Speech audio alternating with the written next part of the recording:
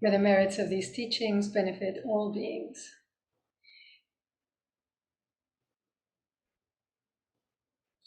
May these words help and not harm. May they clarify and not confuse. May they self-liberate, leaving no trace behind.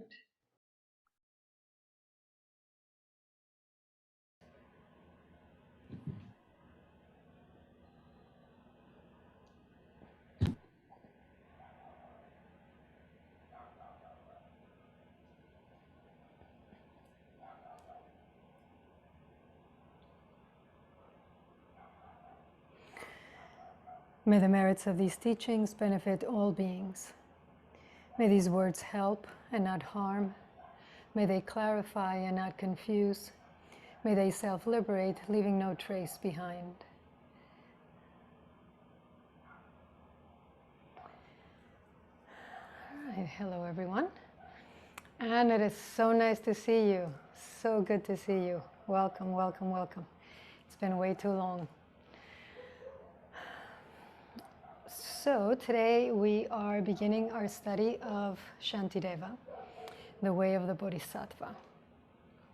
Or in another translation, the Bodhisattva, the guide to the Bodhisattva's way of life. So it's appropriate for us, you know, the manual of the Bodhisattva Academy. And in fact, Pema Chodron, those of you who read this, you know, says that it's a manual for bodhisattvas, right? How to live an awakened life, how to live with an awakened heart, as she says, which I like. Bodhi is awakened, and chitta traditionally is translated as mind, but just as with shin, it can be it can refer to heart as well. Just awakened being, awakened all of this.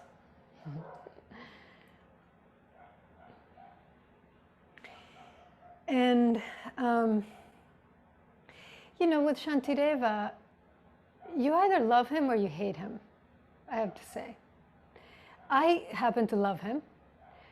Whenever I feel uninspired in my practice, I turn to Shantideva.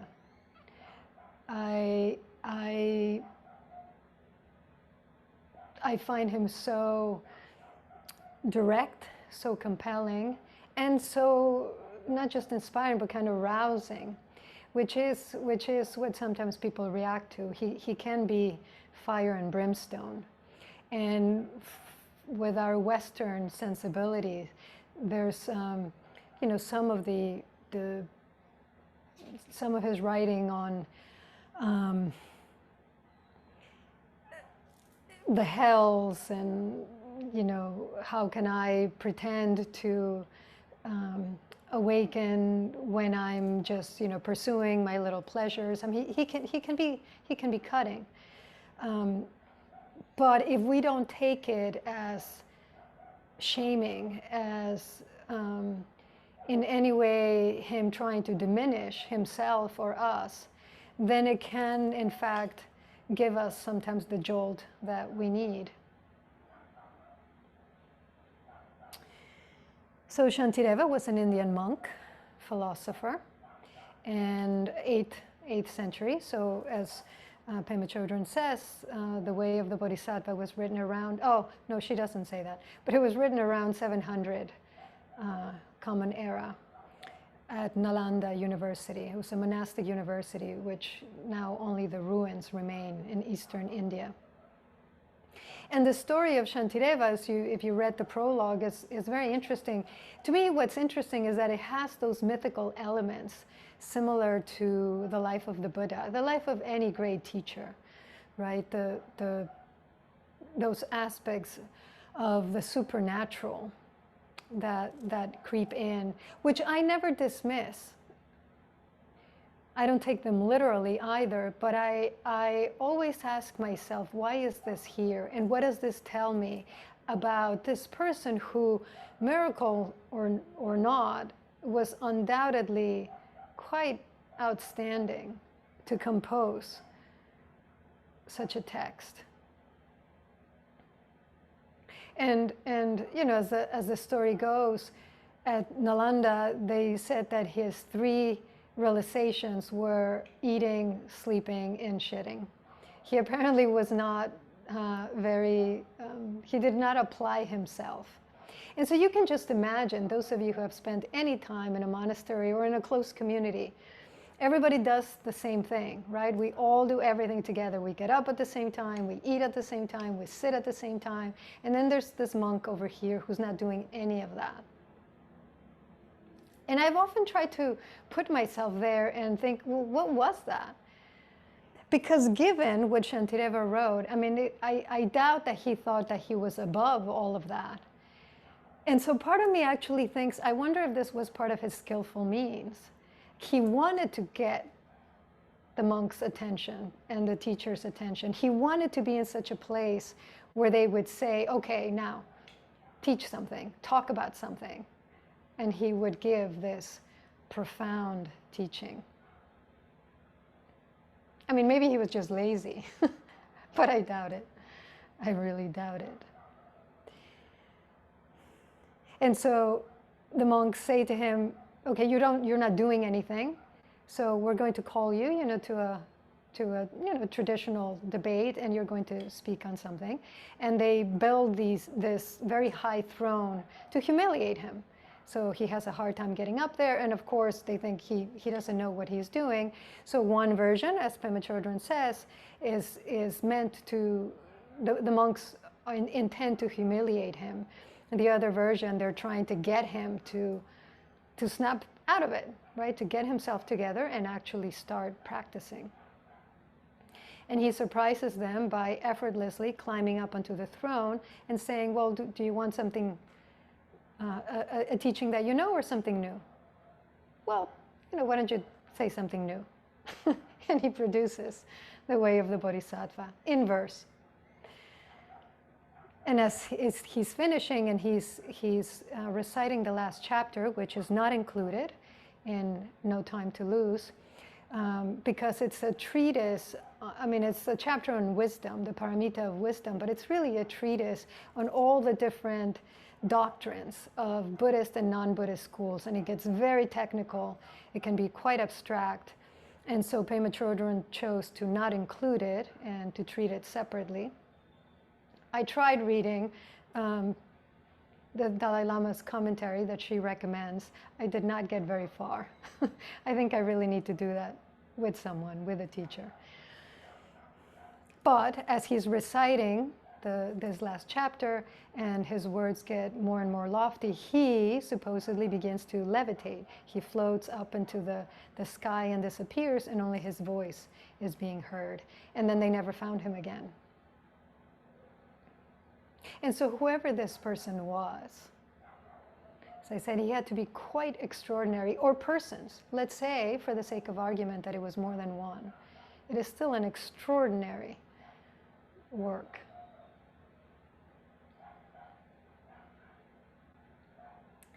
And so I'm going to encapsulate some of what you've read, because I want to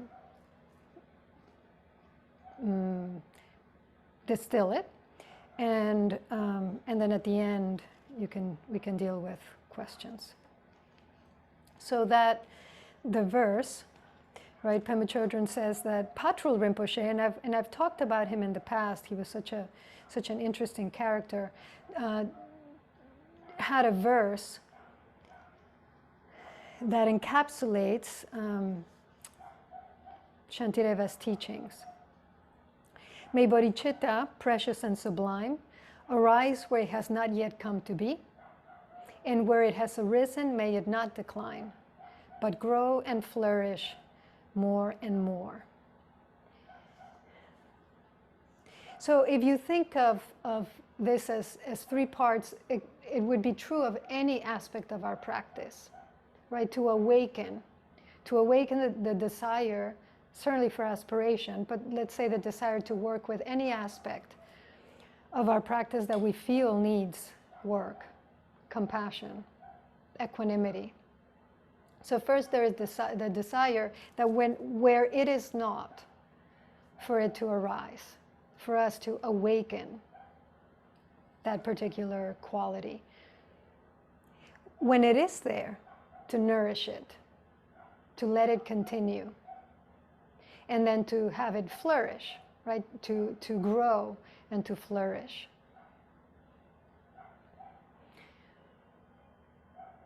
It's not quite the same, but it makes me think of the 3 pure precepts, right? To refrain from harm, to practice good, and to actualize good for others. So the first doesn't quite fit, but it's basically a progression in which at any point of your practice you're saying, let me not stay here. Let me not abide here and think that this is it, which Shantideva himself expresses as he's opening, the first chapter. And as Pema Chodron says, he uses a traditional 4-part opening, right? It's gratitude and appreciation, commitment, he's committing to seeing the teaching to the end, humility, and dedication. And when you think of, I haven't been doing this for these talks, but when you think of when a formal talk is given in a Zen setting and we recite the Gatha on opening the sutra, in one sense you could say that we're preparing for that. We're preparing to receive the teachings. And I've shared with some of you how at a certain point, for my part as the speaker, I put together a short service that I would do at the beginning. Essentially, I didn't know about this when I started, but essentially it's capturing this. I'm asking, I'm invoking, the support of those who have gone before me. I'm asking that I speak as clearly and directly and from the heart as I can, and from what I know and not what I'm making up. I give it away, right? So I remind myself that it's not about me, but that it's an offering. And afterwards I would dedicate the merit. Here I do it before.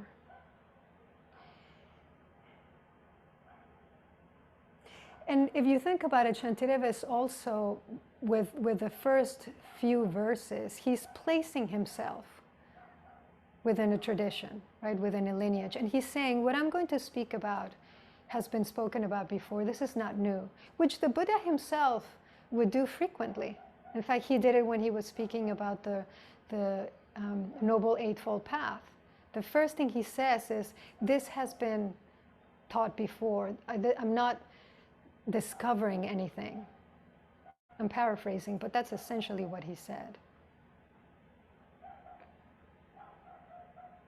And Pema Chodron points out how he's invoking the 3 treasures, but she explains it very nicely and says, yeah, but that also applies. So Buddha is both a historical Buddha and all Buddhas and Bodhisattvas, but also our awakened nature, right? He's bringing that to the table as he is beginning his teaching. He's invoking reality and saying, I'm going to speak from this ground, from the ground of Dharma, from the law of things. And then I speak to those who will come after me, the Sangha of practitioners and non-practitioners. That's what's always so nice about Pema Chodron's books. Nice is such a dull word. That is what is so powerful about Pema Chodron's books, that they do appeal to people who have never heard about Buddhism. That I had a percentage of her way with teaching, to get a teaching across in a way that is not technical, that is not, was certainly not confusing.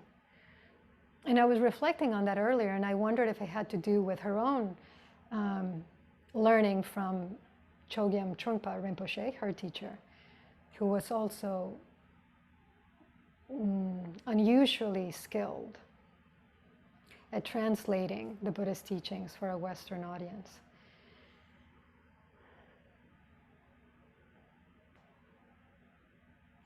And I wanted to, with some of these verses, I recommend to you that if you can, if we're doing this every couple of weeks and we do a chapter at a time, it would hopefully give you time to read this more than once, each chapter. Because the first chapter, you read through and you're trying to get concepts. If there are terms you don't understand, you have time to look them up. But then I would recommend doing at least a second reading or more that you do slowly. And that kind of like that, is it dowsing? I used this before, right? Those rods, yep. That your antenna are out for anything that really calls to you. As it did to me, this verse on page 4, and it's 1.4. So hard to find such ease and wealth, whereby to render meaningful this human birth. If now I fail to turn it to my profit, how could such a chance be mine again? And I've spoken many times about the teachings on the preciousness of a human life, etc. So I'm not going to belabor that. But essentially what he's saying here is we have a window. We have a small window. And I think sometimes we don't appreciate how small it is of opportunity in which to step in and meet the teachings. An evening like tonight, where you have the privilege, the luxury of being able to dedicate this time in this way. And as Pema Chodron points out, that your mind is all here, or mostly. When I start to feel a bit, again, a bit down, a bit uninspired, this is one way in which I inspire myself. I remind myself, right now, I have the mental capacity to even think about this. I don't know if a year from now that will still be the case. I mean, let alone world circumstances, right? We've talked about that, but just even for me, what if I get a stroke? What if I start to go blind? What if, and I don't sit there, thinking about these scenarios. I sit here thinking about the opportunity that I have so that I may not squander it.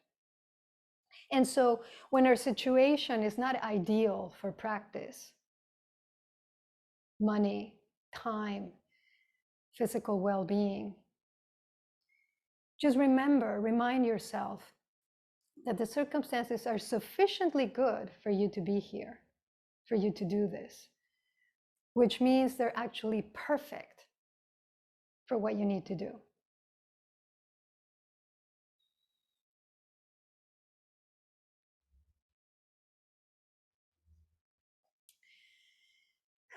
And so this first chapter, right, invokes the lineage, invokes the Buddhas and Bodhisattvas, and then sets forth the heart of it, bodhicitta. And bodhicitta is, you can talk about it in terms of absolute and relative bodhicitta. And here at the beginning, Pema Chodron speaks of it in terms of intentional bodhicitta, and then bodhicitta in action. Right? So that intention is that first impulse, right? That first aspiration, that first longing. I love that word, that longing for liberation, longing for awakening.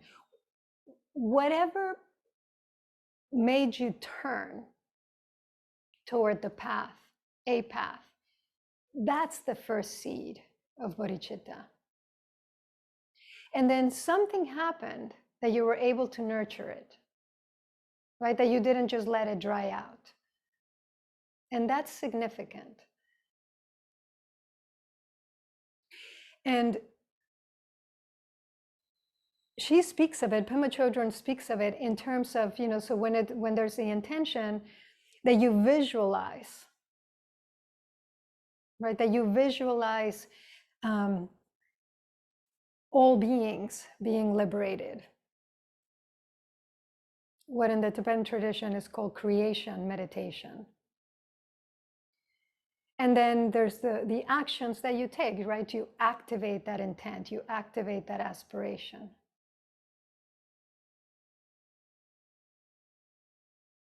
You activate what she calls the outrageous courage of the Bodhi heart. I love that.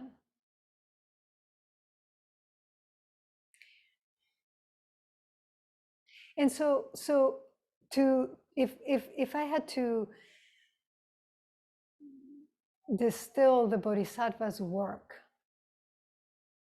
the Bodhisattva's vow, I would say that it's to live bigly, to live vastly. Right? When she gives that example, that when you're ill, to dedicate that pain for the sake of everyone's awakening. That when you're feeling lonely, when you're feeling despairing, when you're feeling frustrated, when you're feeling stuck, to use those very circumstances, one, to remind yourself that what you're experiencing, others are experiencing or have experienced or will experience. That this place where you are is universal. And then to bring up, to pull up the wish, the true fervent wish that that difficult circumstance be the cause of everyone's liberation. In other words, and you know this already, there is no circumstance that is wasted on the path if we do not waste it.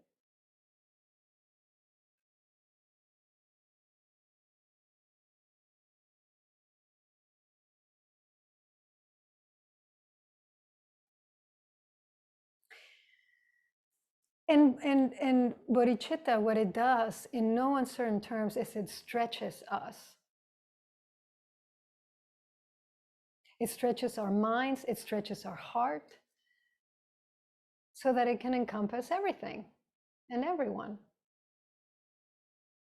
So if there's growing pains, that's to be expected. If you get scared at points, if you get anxious, normal. I mean, think of the 4 Bodhisattva vows, their inconceivability. And that is what a Bodhisattva is vowing every day. And I like how she says it, that samsara is the training ground, it's like the boot camp. The boot camp of liberation. And think of that in the best possible sense. That once again, when you encounter misfortune, when you're faced with your own afflictions, the kleshas, instead of falling victim to them, instead of bemoaning your fate, you say, good, I will use this to awaken a little more. And this is, you'll see Shantideva will do this over and over again. There's certain times where he just turns things upside down, where from a conventional perspective, we would not think it a good idea to thank our oppressor.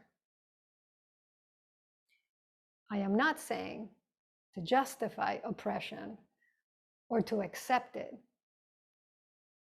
It is to use the circumstances to transform and to liberate.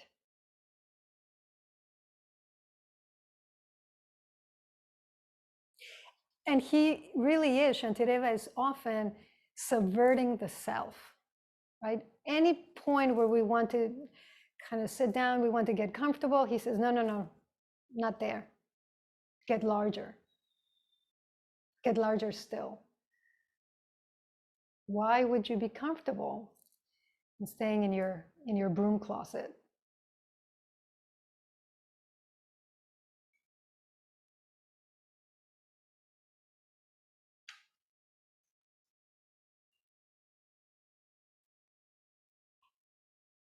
And then this stanza on page 18, where he's essentially saying, and he will also say this again, we're longing for joy, we're longing for happiness, we're longing for freedom, and yet we pursue the things that will make us more miserable.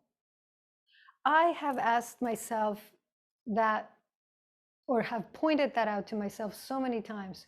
Why, if I say I want to be free, why do I do the very things that keep me tied?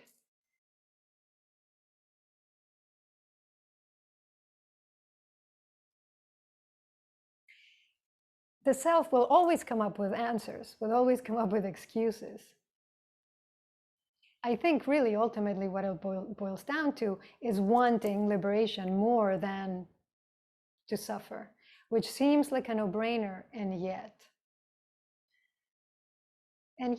so often we choose the things that perpetuate our suffering. Perhaps because of habit, because of karma, because of fear. What's that saying? In Spanish, it's más vale malo por conocido que bueno por conocer. The devil you know, right? And that's actually a powerful force. We do not like what we don't know. And that is why we do need the outrageous courage of the awakened heart.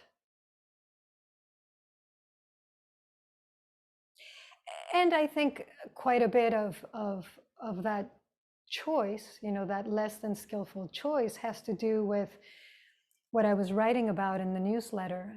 That so much, most of our mental activity is unconscious. It's a scary thought to think that 95% of what is going on in my mind, I don't know about. There's no one driving the ship,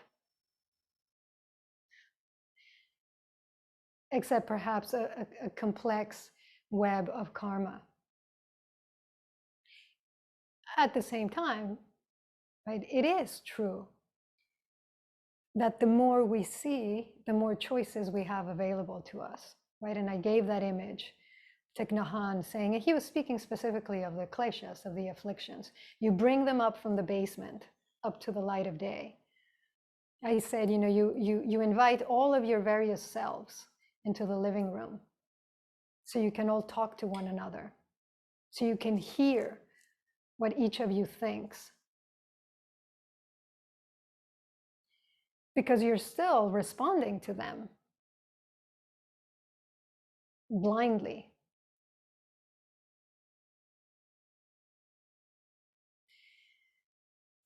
And so much of the work is to make these selves, these habitual tendencies, these beliefs conscious.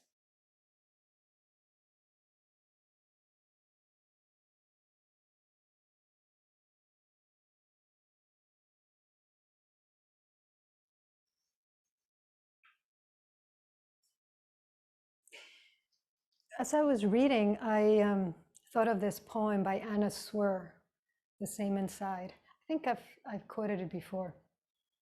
Walking to your place for a love feast, I saw at the corner an old beggar woman. I took her hand, kissed her delicate cheek. We talked.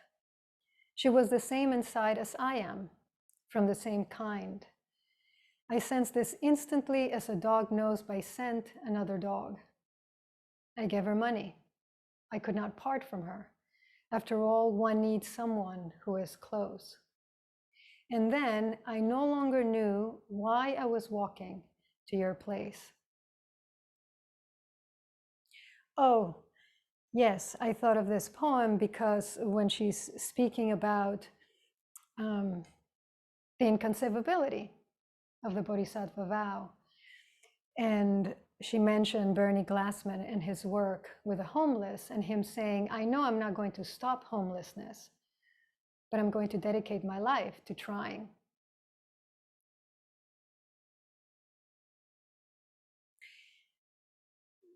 And she reminds us that really the Bodhisattva is not coming from a place of, I'm going to help you. The Bodhisattva is understanding that we are that close, that we are the same inside. And therefore, when I help you, I'm helping myself. And this is said easily.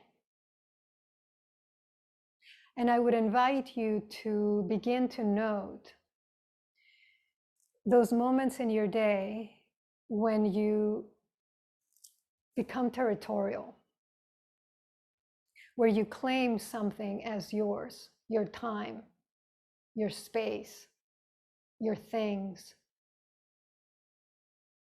And just right there, just notice and just introduce a simple question. Is this so? Is this so?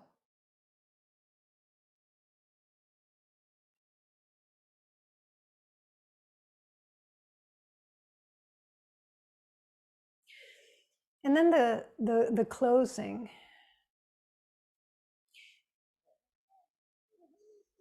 She actually, Pema Chodron goes through before that, giving, the different kinds of giving, right? Dana Paramita, and the three main gifts. The gift of material things, the gift of fearlessness, and the gift of Dharma. And it is said that the most, the biggest gift is the gift of Dharma. And that is giving without an agenda. All of these.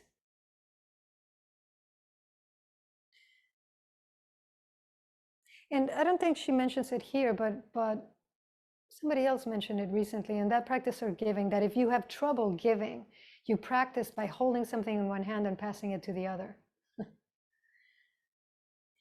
Well, actually, that's what's happening when you're giving something to someone else. Exactly the same thing. So it's a good exercise. Just take something, give it to your other hand, give it to your other hand, and then take things that are progressively more meaningful to you. There's a story of Mother Teresa. A woman came to her who said she had a lot of trouble giving, but she was very wealthy. And she had hundreds of silk saris. And Mother Teresa said, well, just start with the one that you really, the oldest one, the one you dislike the most.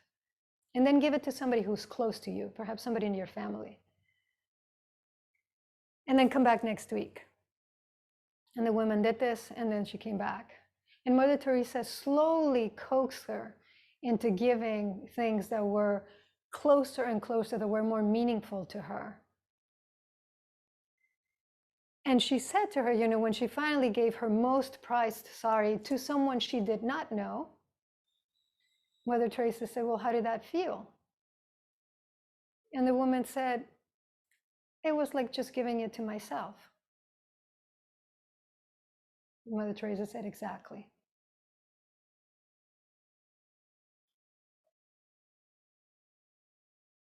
That's how it was all along.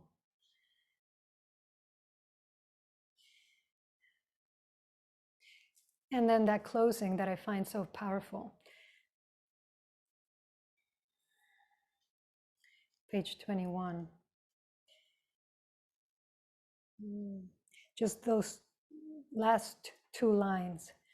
I go for refuge in that source of happiness that brings its very enemies to perfect bliss. Let me read that again. I go for refuge in that source of happiness that brings its very enemies to perfect bliss, right? So the enemies of happiness the source of happiness still brings them to bliss, which is what I was saying before. There is no act, no matter how horrendous, that could not at its heart be transformed. And somebody was asking earlier, well, but if you're not a practitioner, well, it becomes much harder. Something needs to happen for you to acknowledge that there's a possibility of that transformation. There is no harm that you have caused that is not forgiven in that place of transformation. That cannot be, in the words of especially Vajrayana Buddhism, that cannot be purified, which I really take as transformed. No anger, no rage, no jealousy, no hatred, no delusion that is inaccessible to that transformation. So imagine that potential. Imagine if we really took that to heart, how incredibly powerful that would be. In this book that I've been reading, Incognito, which is about the brain and consciousness, his argument is that so much of our behavior is not conscious, right? That serial killers, for example, invariably have been abused as children. And his argument is not that they should not be punished, but they should be punished appropriately. That is not whether they were blameworthy, but it's understanding that certain circumstances took them to that place, and then what do you do from there? So his argument is to base sentencing on neuroscience, to more and more take into account that a person's biology may be what is driving them to act the way that they do.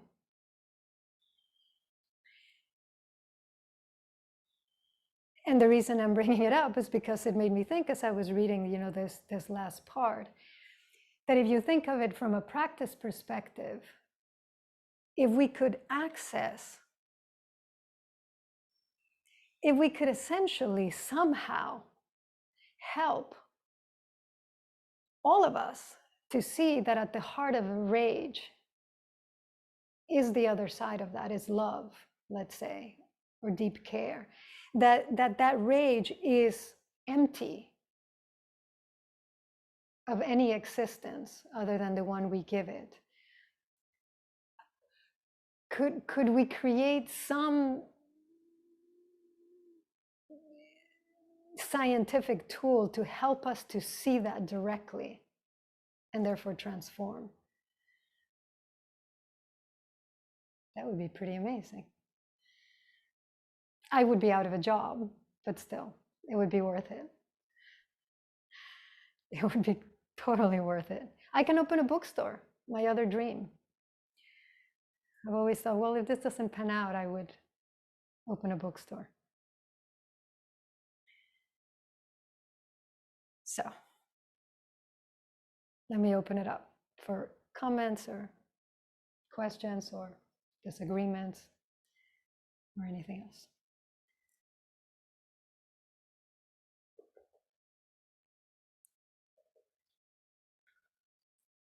You read this, right? Jess. It's so convenient for me that you stopped there, because I was like, oh, I want to ask a question about that thing you just said. Could you actually just say more about the thing you just said? Yes. I was a little bit, free associating. So, and I don't have the book with me, but Incognito is written by a neuroscientist who is advocating for a science-based, a legal system that relies more on science to apportion, well, not blame, because he believes that the issue of blame is not the point. That when you look closely at a person's biology, if you're able to do that through different studies, you see that certain people are more prone to committing violent acts, for example, depending on how they're wired. Of course, also depending on their circumstances, how they were brought up, if they had, if their mother took cocaine, for example, where they were in the womb, etc. But his argument is that when somebody does something harmful, you can trace that to a neurological reason, so that you can say there's something wrong. There's something awry with their circuitry, with their neurological makeup. And so he's saying, if that's the case, and we could perfect technology, could we, instead of doing sometimes sentences that really have to do on a person's feeling towards the person, could we take people that we know cannot be rehabilitated? Can we take them, okay, you know, you incarcerate them and do what you need to do. But people who, that show that they have that neuroplasticity, and they could be, he calls it modifiability, that their behavior could be modified, then let's actually invest on rehabilitation. And so I was thinking, well, would it be possible to train ourselves to detect that neurological firing in a moment of anger, and to shift it and retrain it? This is a little too 1984. Do I really want to go down this route? I don't know if I do. I guess my question about this way of considering human behavior and how it interacts or does not with ideas about karma is, what does this do for us? Like, what if that isn't true? What if it couldn't be shown to be true? Then where are we? You know, like if what if it's not? What if it's not somewhere in, like, are we just using different, is this one more skillful way to talk about the manner in which the idea that things are not necessarily not your fault, but are your responsibility? Mm-hmm. Who the you is in that case. Yeah. Or like, what does this do for us if it isn't true, for instance? Then what would we do? Well, then I still have a job.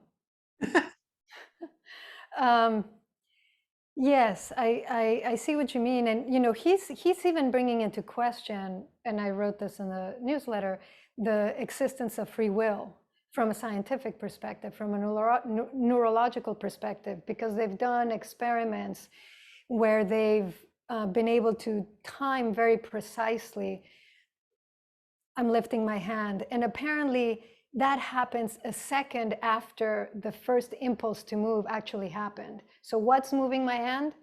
Nobody really knows. At the same time, I have the perception that I wished my hand to move, and my hand moved.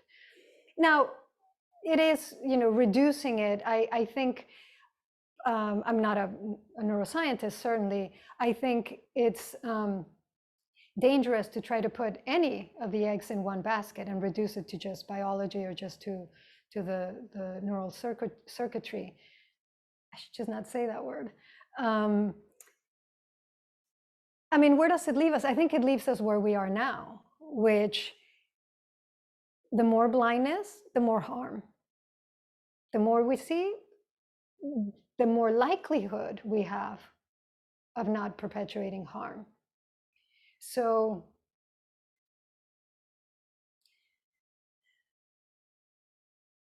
I think it still leaves us in the same place, you know, that even if you, I'm sure that not everybody who has a particular I don't want to I'm going to say this wrong. I'm sure that not everybody who has the propensity to act violently does. So what stops people would be another way to ask the question, right? And I mean, one would be socialization, but I would also argue that the more conscious we are of our actions, the more, you know, to the extent that I'm not aware of my rage, to that same degree, I'm likely to act it out.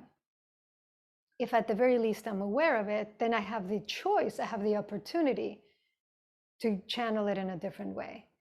So I guess for us, you know, for a practitioner, it still comes down to that, to being able to see as clearly as possible. I mean, you know, this is how he makes a living, and this is how he sells books. And he himself says, you know, we don't know. You know, the technology is still early, but his point is that there's a lot more happening than just a person went crazy. That there's still a lot. I think a fair way to say it is that there's still a lot we don't understand, and certainly there's a lot we as people, as individuals, don't have access to. That, I think, is clear. That was a very long way of responding to your question, and I'm not sure if I even did. Elliot. Well, first of all, it's good to be back. Never intended to leave scheduling conflicts.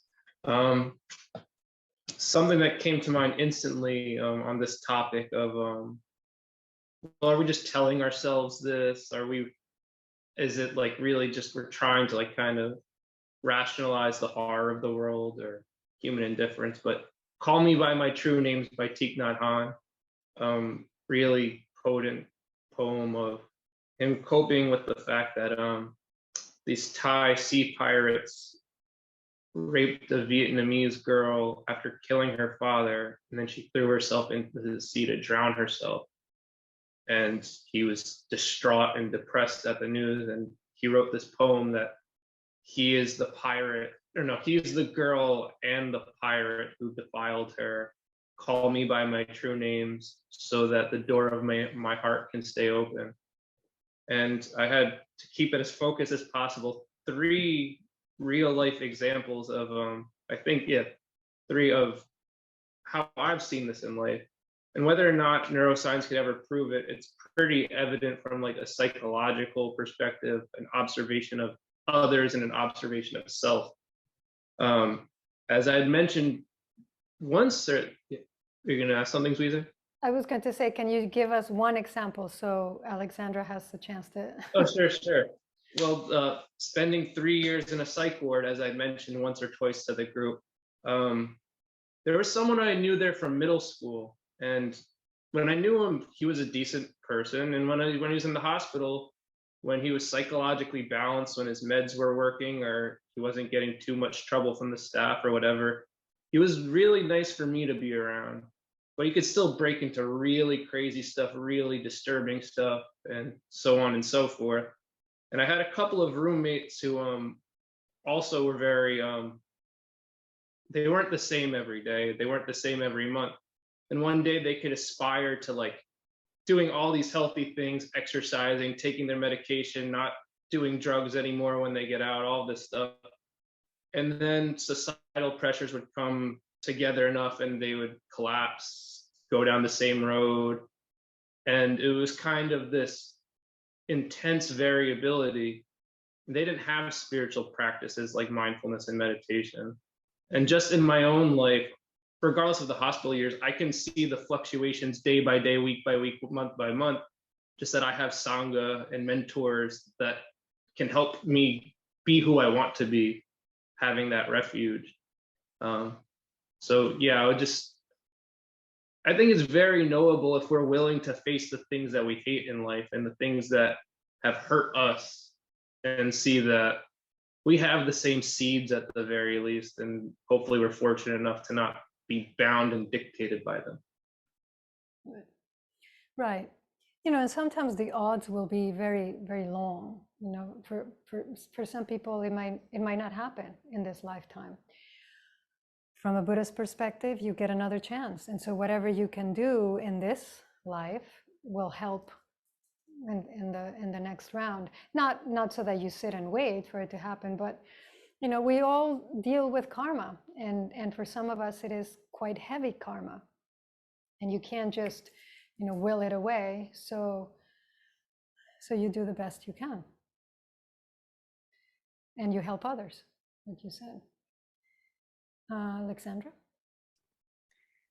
Okay, most of what was just said was so far beyond my capacity to understand. So forgive me, I'm going back to page 15 to there was just a part that really had a profound effect on me, and it was where she says, this is the aspiration of the Bodhisattva. Don't worry about results, just open your heart in an inconceivably big way, in that limitless way that benefits everyone you encounter. Don't worry whether or not it's doable.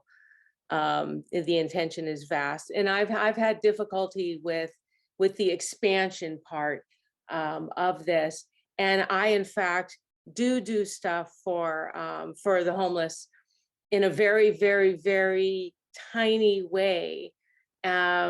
But a tiny way, some people have to do tiny things. Not everybody can do the great big things.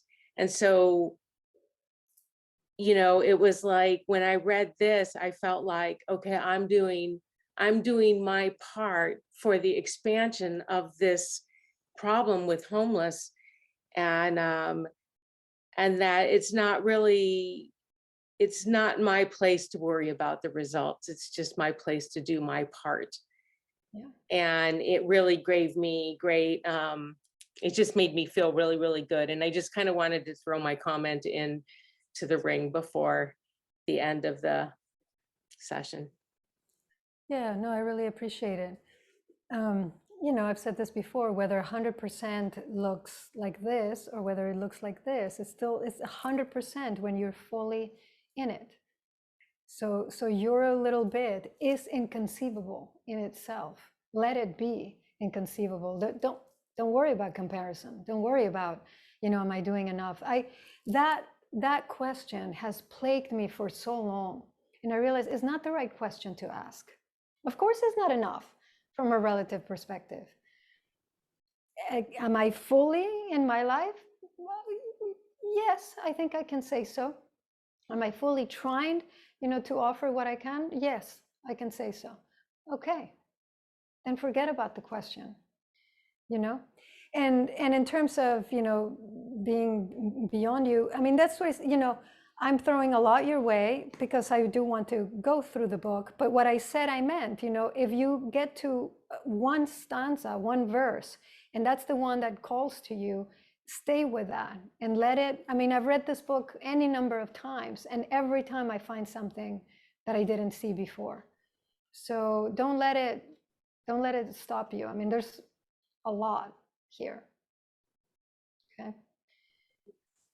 Camille, you didn't you have your hand? Yeah, but we don't have enough time, I think. Well, go ahead and ask, and then we'll see.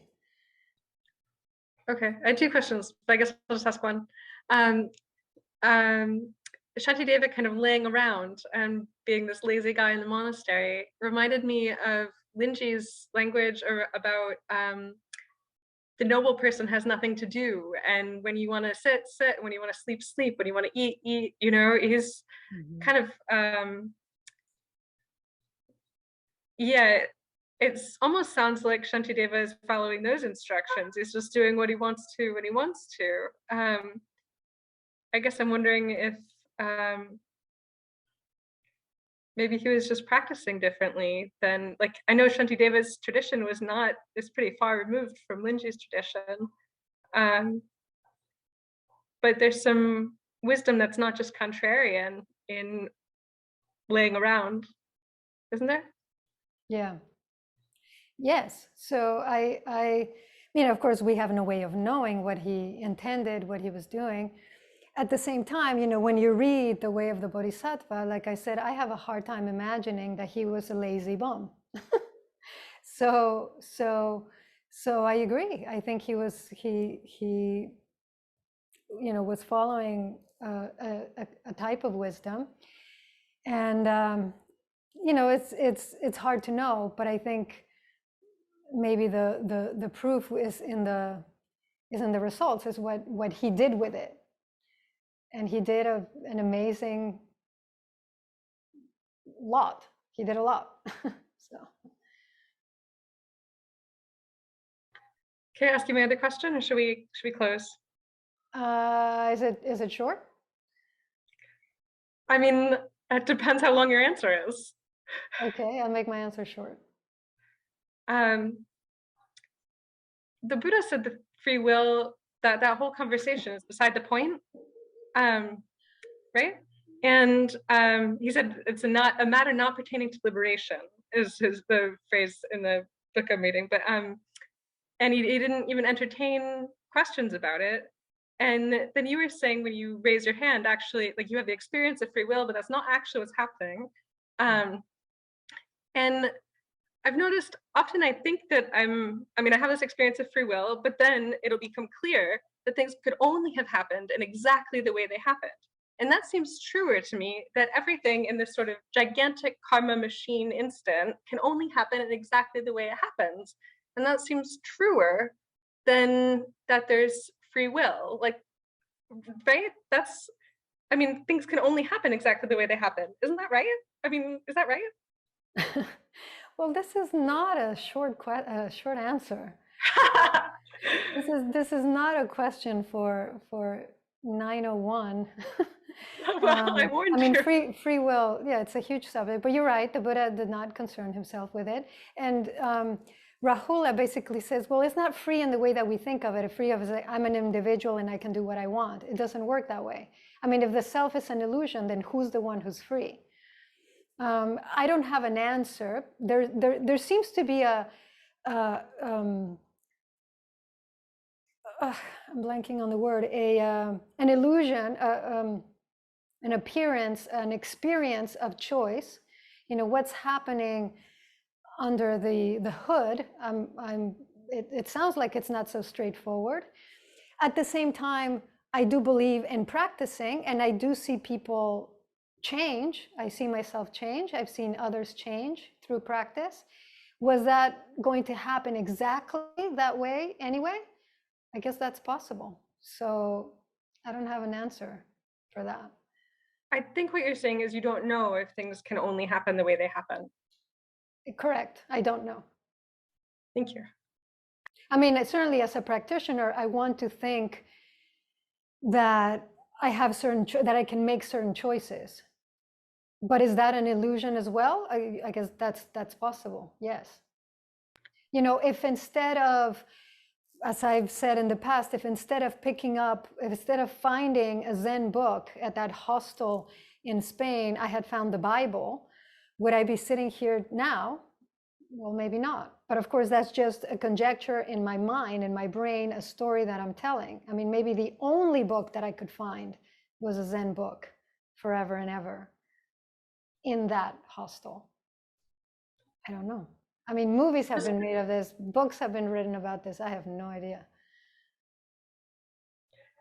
I guess just because something's an experience doesn't make it an illusion. Anyway, sorry, I could ask you like a lot more follow-up questions, but it's now when it's 9:04, so. Yeah, we'll come back to that. I love talking about free will. Not that I know that much about it, but I love talking about it, but we come back to that. Okay, let's chant the 4 vows. Who would like to chant? Oh, I thought you had raised your hand, Norm, there for a second. Would you like to chant them?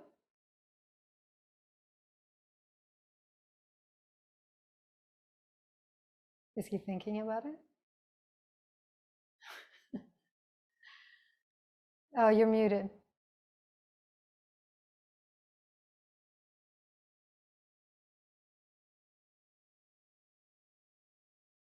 You're still muted. I can chant them. Yes. Okay. I can do the bell. Okay, ready? I'm ready.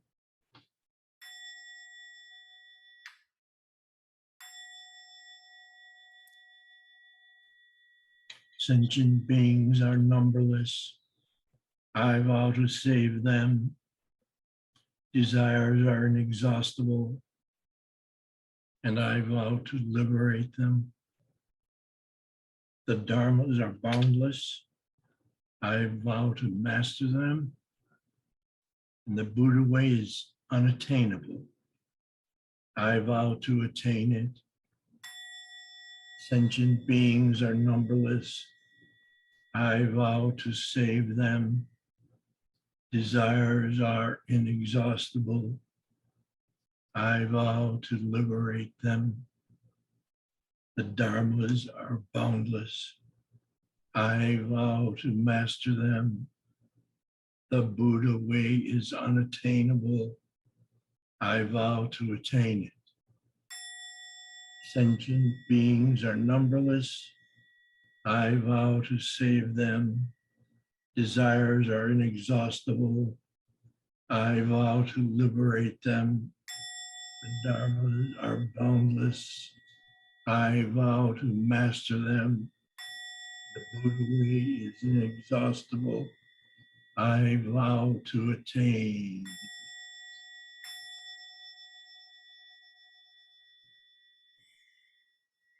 Excellent. Thank you.